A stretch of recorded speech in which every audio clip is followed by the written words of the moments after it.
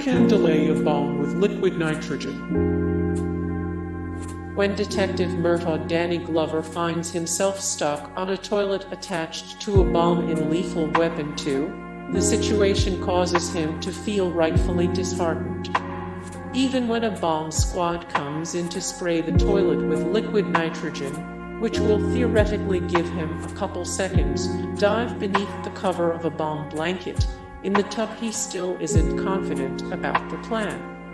As it turns out, this was a legitimate tactic.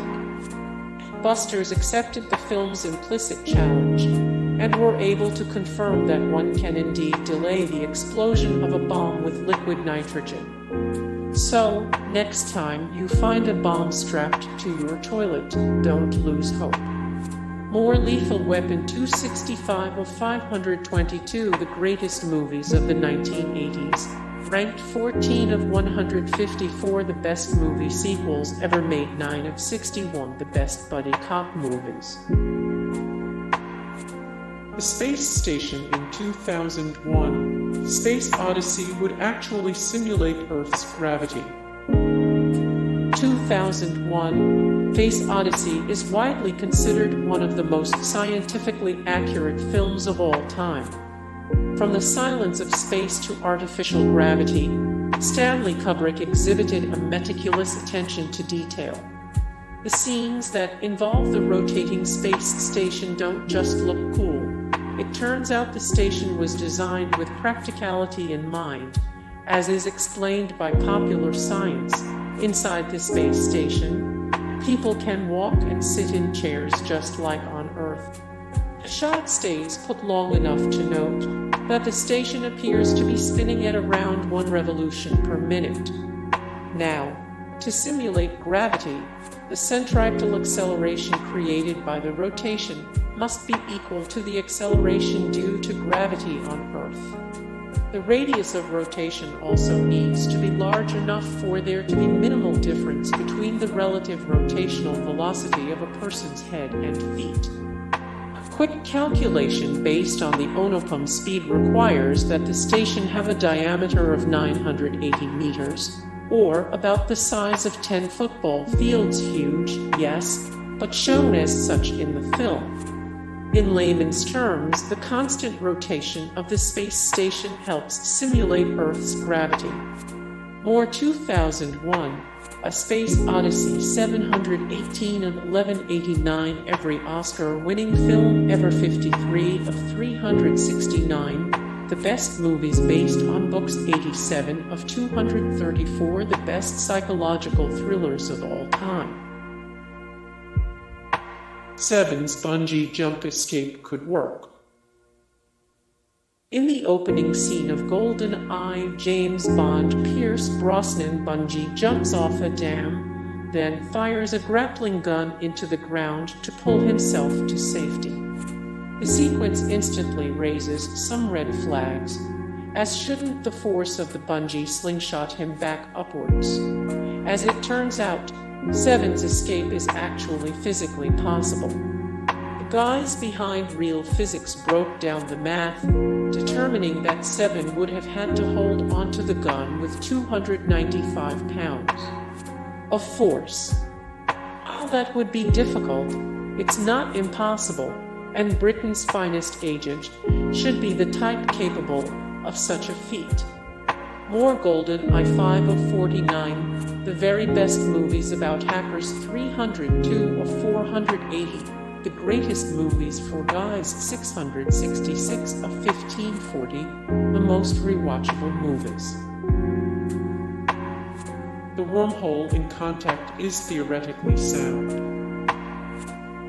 Of course, human scientists have yet to achieve wormhole travel, but that doesn't mean the journey is scientifically impossible. Carl Sagan actually included theoretical physicist Kip Thorne's study of wormhole travel in the screenplay for Contact, meaning that the events of the film's third act are at least plausible, if not proven. What's more, virtually all of the science in Contact is accurate, right down to the sound of the radio frequencies used to communicate with extraterrestrials. or Contact 64 of 317, the greatest disaster movies of all time 27 of 186, the best alien movies ever made 83 of 97, the best movies to watch on mushrooms. Oddjob's hat is actually deadly. Despite being one of the more ridiculous modes of inflicting harm, Oddjob Harold Sakata, the diminutive henchman of Goldfinger, really could mess you up with his razor-brimmed hat. To prove it, a blacksmith made his own version of the hurtful headgear by lining the rim of an otherwise normal bowler hat with steel. The result was a deadly garment capable of shearing through more than just martini glasses. More Goldfinger 751 of 1189, every Oscar-winning film ever 118 of 369, the best movies based on books 276 of 480, the greatest movies for guys. You really could skydive in a tank only to drive out of a lake unharmed. The 2010 film adaptation of The A-Team is full of crazy action, most memorably the skydiving tank scene. There is no way that could possibly happen, right?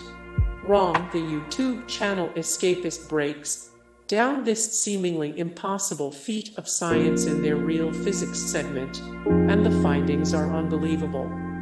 First of all, the tank requires 3 giant parachutes to slow its descent, which is indeed what SpaceX uses for their crafts.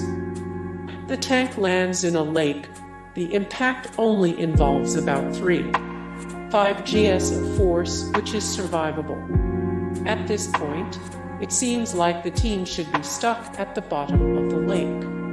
However, the real-life equivalent of the tank is a hybrid, meaning that it could indeed accelerate while lacking the oxygen required for an internal combustion engine. The whole thing seems utterly impossible, but it's not.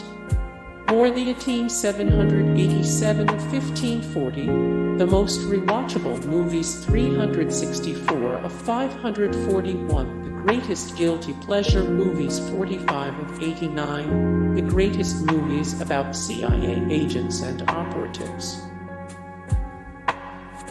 The Rock could actually redirect a torpedo with his bare hands.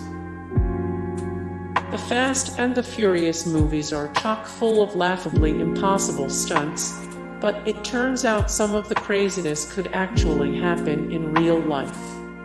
One such feat occurs in Fate of the Furious, when Hobbs Dwayne Johnson redirects a 2-ton torpedo using only his muscle. According to Mythbusters, this insane display of strength actually is possible, because it's on ice and the other car was about 9 car lengths away. The Rock would have to push about 450 foot-pounds of force to veer this torpedo. The crew admits that it would be a heroic feat, but still technically feasible for someone as buff as The Rock. Sharknados are real and one-hit Australia. In the most terrifying news you'll ever hear, it turns out that the predator-filled storms seen in Sharknado are actually scientifically feasible. The first recorded Sharknado happened in a small Australian town called Ayr during a tropical storm.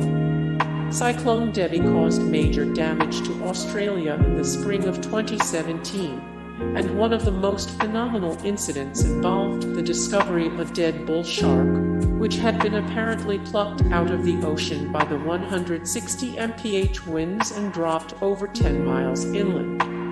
While it's not exactly like the scene where sharks rain from the sky across Los Angeles, no amount of falling sharks can be considered good. Hey guys, thank you so much for the support and likes and comments down below, and also thank you so much for watching, and I look forward to see you in the next video then. Take care. Bye.